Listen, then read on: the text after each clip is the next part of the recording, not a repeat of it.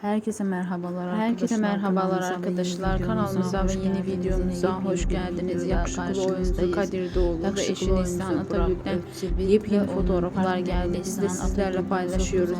Siz de kanalımıza abone olmayı unutmayın. İyi seyirler. Hoşça kalın. Bizimle kalın. Videomuzu beğenmeyi unutmayın. İyi seyirler. Hoşça kalın. Bizimle kalın.